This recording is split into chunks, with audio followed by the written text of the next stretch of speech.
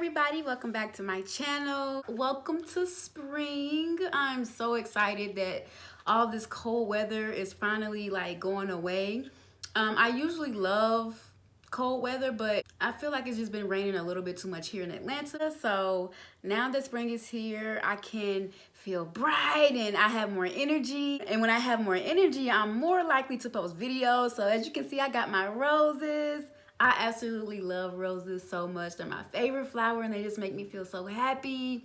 And that's actually what I'm going to talk about today. I'm going to be giving like different things that can contribute to your happiness. I know a lot of times that due to whatever circumstances life may bring to us, or you may have memories, or you may have just went through some tough times in your life and they seem to come up, or they may seem to like take you down this rabbit hole of just depression and just a space that you don't want to be in. And one thing that I've had to learn going through depression for many years, being clinically diagnosed and just not knowing what to do to find my happy place again, I had to really search and dig deep and make an effort to be happy. I know that sounds crazy that you actually have to make an effort to be happy. You should really be grateful for your life and grateful for all the blessings you have, because a lot of people don't have those blessings. But sometimes when you're just feeling a certain way, or when you're going through something, you don't really see those things. All of those things become irrelevant to you and you're feeling what you're feeling. So the first thing I want to say about that is feel the feelings. You know what I mean? A lot of times we try to suppress it and move on, or we try to use other substances or just different ways to kind of ignore whatever it is that we're feeling in that time that's causing the depression, or that's causing us to feel uneasy or not so great. I want you to feel those feelings. I want you to understand what you're feeling, why you're feeling that way. And I would personally advise you to write these things down. That has been therapeutic for me. If you're somebody who can't afford therapy, definitely write these things down so that you can understand what's going on when you're in those times. Because when you're out of that time, you're probably thinking like, why was I acting like that? Or dang, I was really depressed, and you can't even really remember what triggered it. But in the time when you're feeling that way, when you're feeling depressed, you want to write down what's going on in your mind. What has triggered this emotion? What has triggered you to feel this way at this time? And jot it down, cry it out, write exactly how you feel at that very moment. Don't wait, don't go to sleep, don't take drugs or some alcohol or something like that. Jot it all down. And then when you come out of that place, I want you to go back and look at it and figure out what was it that brought you out of that place. It could have simply been time, just letting time pass by and you still being depressed and away from people and things like that. But look at things that are different that you've done during that time that has really brought you out. And so that's something that I have done. So for me, I noticed that when I buy flowers, I'm really happy. So for some people, they would say, oh, well, that's not, very smart financially because, you're wasting money. The flowers are going to die in a week. But if that flower is contributing to my happiness and it's making me happy and it's bringing joy in my life, I'm going to buy that. That is a form of therapy to me. Now, I'm not going to overdo it and just every time I'm sad, go buy a rose or something like that. But I know that in general, that when I buy flowers, when I get aromatherapy, when I get my different oils and I put them in my, my little air filter, and the room smells nice and clean, that really helps me. Another thing that helps me when I'm feeling down, depressed, and things like that is cleaning. I know that sounds really weird, but I kind of have OCD anyway. So when I clean, like if my room is messy, or when I say messy, it's never really messy. It's mostly just like clothes all over the place from like ripping and running and coming in and out from, doing different gigs and stuff like that. So I don't really have time to sit down and just clean everything, all the clothes off the ground. But when my space is clean in my car, in my house, even if you work at a 9-to-5 job in your little area, when you clean in that area, it tends to make you think clearer, or it tends to make you just feel more at ease. I know that when I'm in a dirty environment or I'm in a cluttered place, my mind tends to be cluttered as well. So I would definitely practice cleanliness, because every time I'm in an environment where it's clean, I just automatically feel better, and it allows me to just think better and really just recharge in a way, if that makes sense. Another thing that helps me is talking to somebody who I can trust, who I can truly confide in. And if you don't have that person, and sometimes I don't have that person, or there have been times where I felt like I didn't have that person. A lot of times we get in our feelings and we feel alone.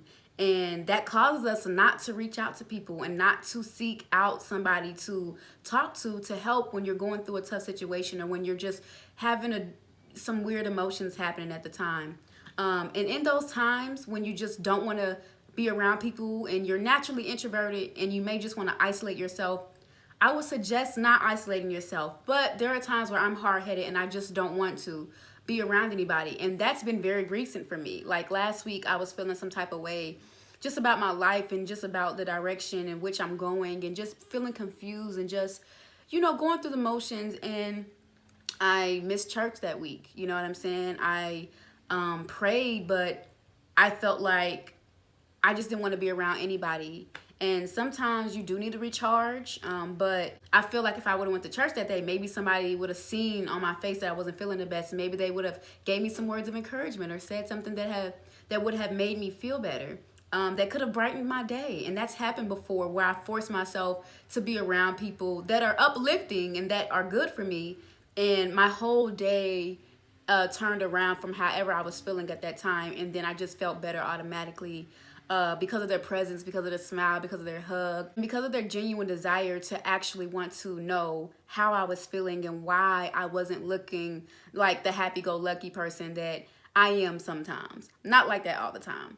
Another thing that I would suggest is going somewhere in nature. Like, I love nature. I recharge in nature.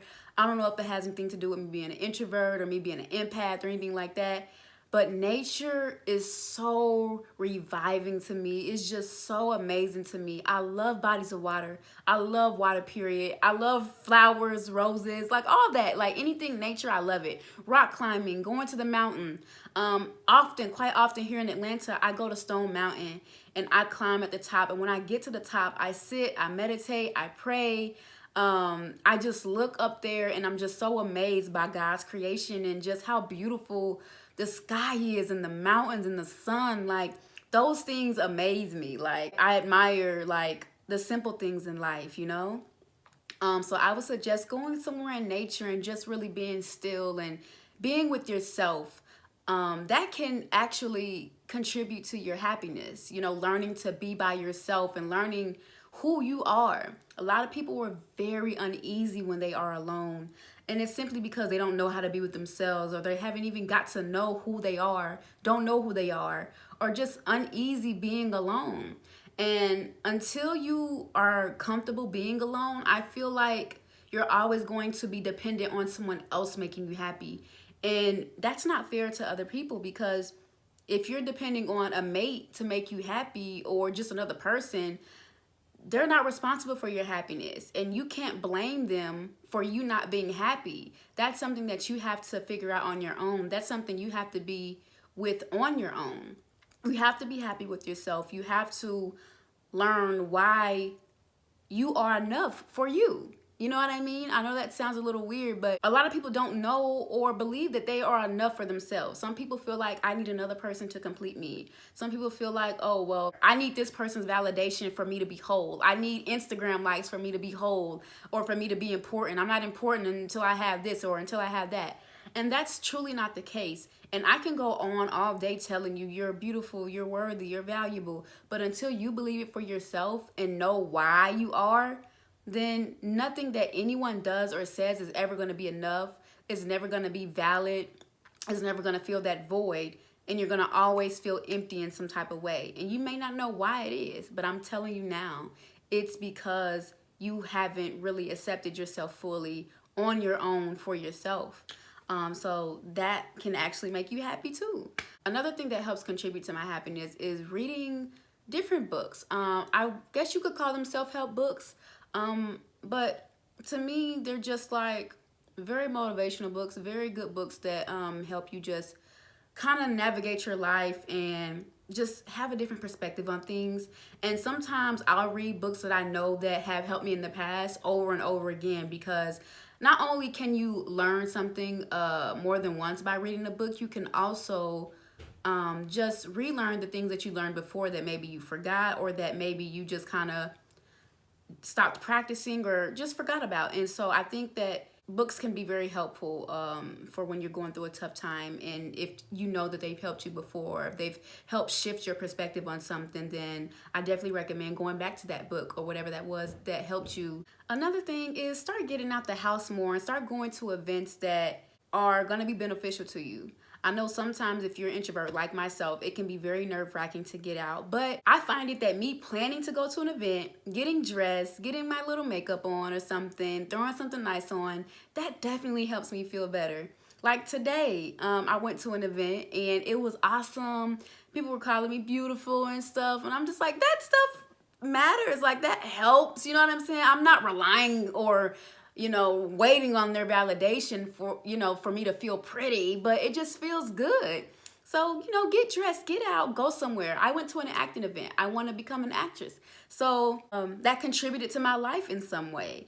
And even though I was introverted, I met someone, a young lady, we connected, and then I was a social butterfly. Like, I would consider myself more so of an introverted extrovert. So like if somebody comes to me and talks to me, I'm like, hey girl, like I'm like, hey, and as I start talking, I'm good. But if no one talks to me, I just don't know how to start the conversation. I'm kind of like just in a corner, probably looking angry, but I'm not angry. I'm just nervous, and my nervous looks like anger. So if you see me out and I'm looking like this, just know that I'm not mad. That's either my resting face or I'm just really nervous and I don't know what to do or who to talk to or whatever the case. Another thing that I recommend, if you can afford it, is to go on some type of retreat. There are a lot of retreats. For example, like Tony Gaskins, he has a retreat coming up. It's like a self-love retreat. It's going to be in California. And I was thinking about going, but the flights are... I'm kind of confused on the flights and everything as far as like getting to that part of California. So I may not be able to go to that one, but I will be looking forward to going to one day.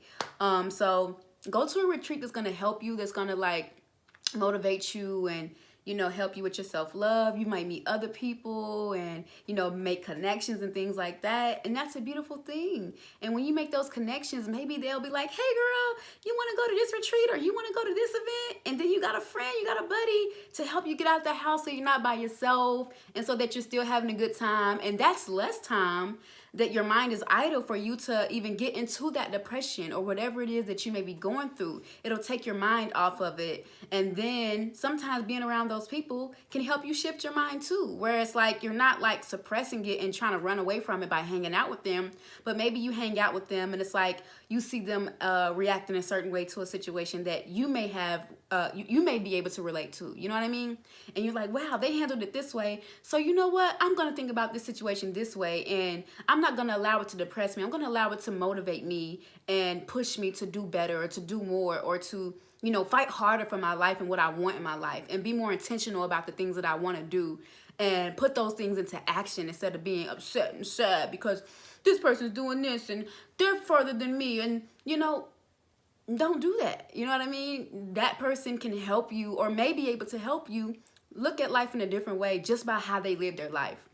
That's the best example you can give somebody is you living your life out in a certain way versus saying something. I can talk to you all day, but if I'm talking to you and I'm giving you all this wisdom and all this encouragement, but you see me folding at the first thing that happens that's like negative or that is, not the easiest thing, you're going to be like, I'm not going to listen to you. You up here talking about some be strong and do this. But the first thing that happened, you over here crying and you ain't even talked to God. You got faith? Where your faith? You know what I mean? Like, what's going on? How you saying all this, but your life don't even match that? The fruits, honey, the fruits I don't see fruits.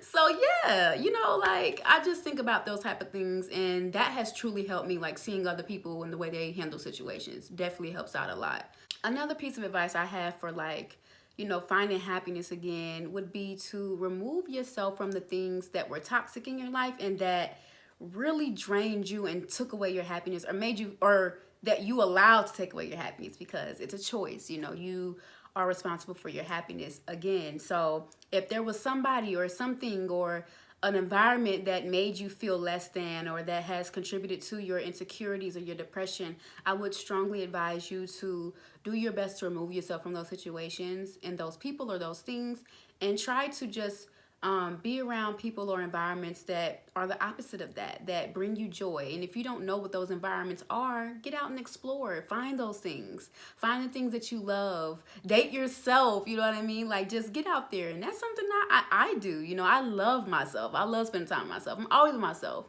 To the point where I'm so introverted where I don't even like to hang out with people for too long, you know? If I'm out, I have a social battery. I can do about 2 hours. After that, I am completely drained. I need to go home and recharge and come back out again another day. Like, I don't know, like being around too many people, especially a lot of people, it just drains me so much. And it's just really weird, but that's just what it is. And so I know that about myself. And so people don't think I'm mad or angry at them or that I'm not wanting to be bothered. I'll, excuse myself and go home and recharge and come out again. Definitely, I'm learning to do that now, because sometimes I'll be feeling bad, like, oh, let me stay a little longer, or but no, if it's time to go, it's time to go. You don't want to be angry out here. You don't want to be looking crazy out here. So I just dismiss myself. So yeah, guys, that is it for the video today. I hope that you enjoyed it. I will do my best to be more consistent now that the sun is out and it's all springy. Amen, that the sun is out shining. It's looking beautiful outside. So that's definitely going to motivate me to post more videos, especially during the day when I'm not really doing much of anything. So thank you guys so much for watching. I hope you enjoyed the video. And so if you have any advice on ways that people can, get their happiness back and just be whole again and just find happiness, please leave that below. For me, I'm always looking for more ways. So there's never too many ways to find happiness that are positive. Now, don't be going down there saying nothing crazy now. I want all positive advice about how to just be a better person, how to grow and grow in my happiness as a person. And for other people who watch this video, I want them to have that advice too. So thanks again for watching, and I'll see you in the next video. Bye-bye.